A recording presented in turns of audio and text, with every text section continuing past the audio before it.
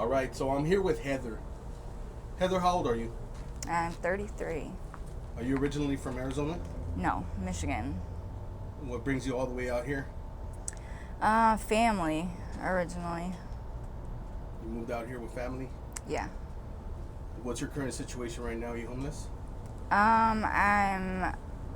Yeah, kind of. I'm stay with my mom on and off, but yeah. And what do you do out here to survive? Whatever I can. Whatever I can. Do you panhandle? I have. Yeah, I haven't done that a whole lot, but I have. What about boosting? Yep, done that. What about dates? Yep, done that for sure. How dangerous is it doing that sort of stuff out here? Very, very. It's, you never know, what kind of situation you're going to run into. And once you're in it, you never know if you're going to get out of it or not. So, yeah, I've been in quite a few bad situations.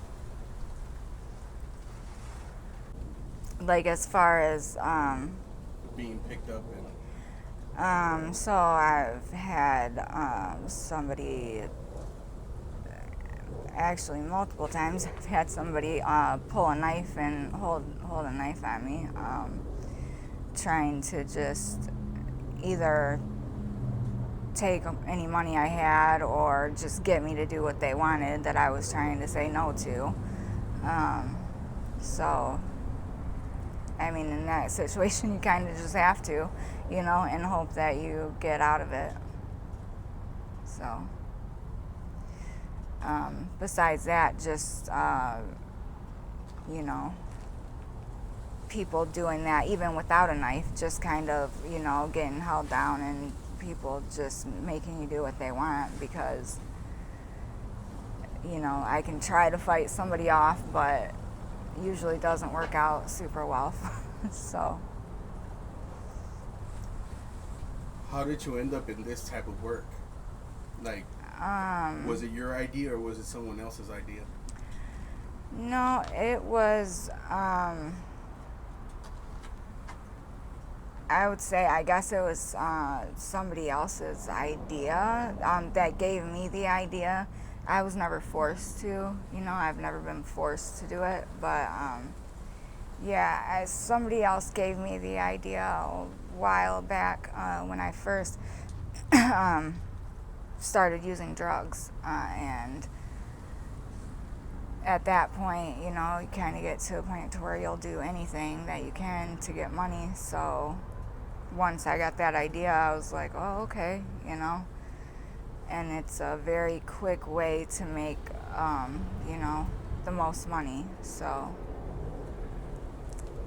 since then, that's kind of been an easy go-to when, you need money. And How long have you been doing this type of work? well, I've only been here for about going on 5 months, I guess now. In Michigan, I did the same thing, but I had stopped for like 5 years when I had my son. So I hadn't done anything like this in about 5.5, at that point, I guess it was about 5 years. So until I came here, and then it kind of started all over again. So. Why did it start all over again? Did you just go out in the streets and start messing around with substances again? So I got here. I had Medicaid in Michigan, and I've been on Suboxone for 5 years. I got here. I thought it would be a lot easier to apply for assistance here, and get the insurance. It wasn't. I got denied 4 times, and I ran out of my Suboxone, which is, I don't know, are you familiar with that? Yeah, I've heard of that. So I ran out of that, and I was getting very sick, and started trying to find somebody that maybe had some for sale, and nobody did, but everybody had those little blue pills. the fentanyl. So I ended up getting those, and after like 2 days, I think it was, taking them, it was, I was, I was stuck on those.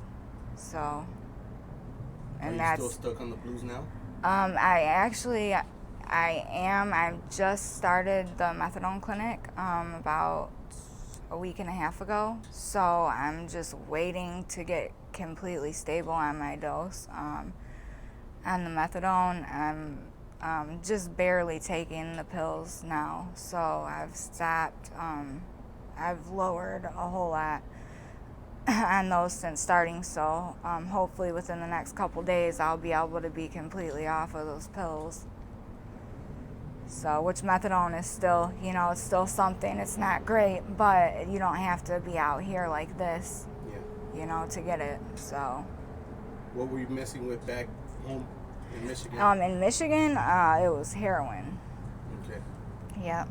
Are the blues out there in Michigan as well? No. Maybe by now, but when I was there, no, I've never heard of them until I got here. It was just heroin. That was, I think, the biggest thing there.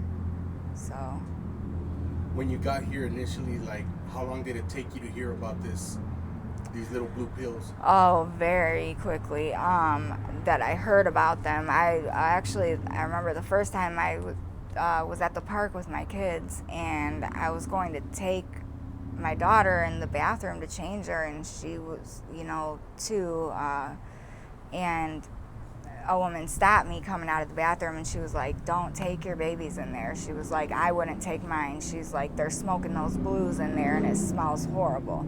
And I was like, "Okay, thank you," and then I was like, what is she talking about? What?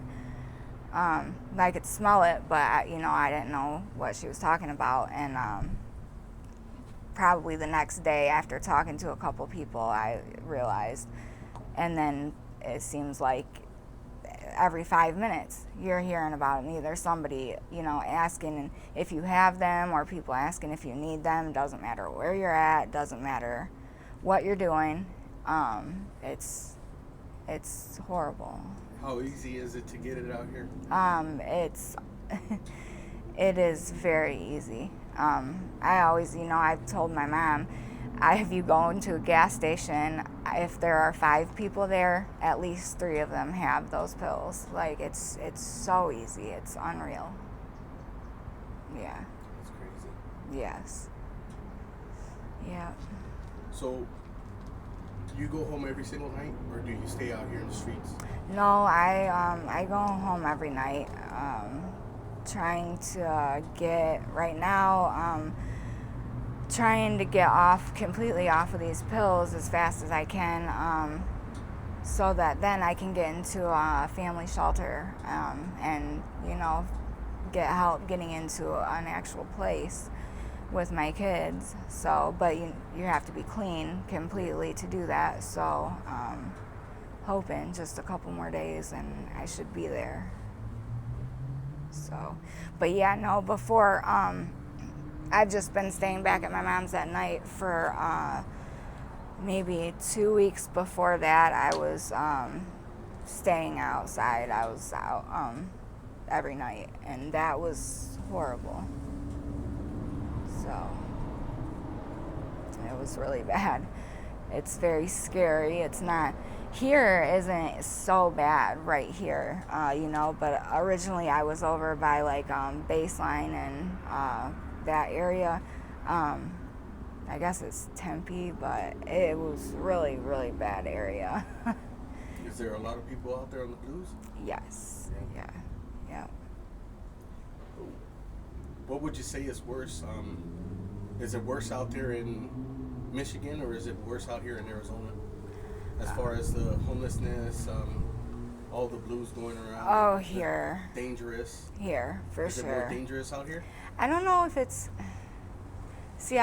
more dangerous. I know, like, everybody says, that it's close to the border and, like, all of this and that, and maybe, because I don't really know the numbers on all of that, but I know as far as, like, the homelessness and that, I guess, like, group of people, and most of the homeless people that I ran into, for the most part, have been pretty good. Just, people who are just, God, they're solving a bad situation, but there's also quite a few people who just, try to rob you any chance they get, or if you fall asleep, they'll take whatever they can get from you.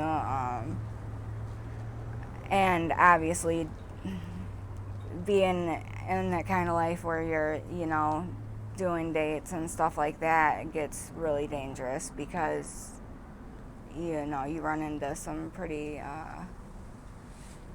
sick people who will try to just take what they want, and if you try to say no, then, they punish you for it. So, but as far as just running into just a lot of bad people, I think I would say probably Michigan was worse for that.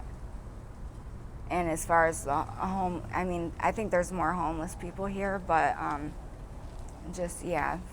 think Michigan would be worse for just like the bad. More danger. Yeah.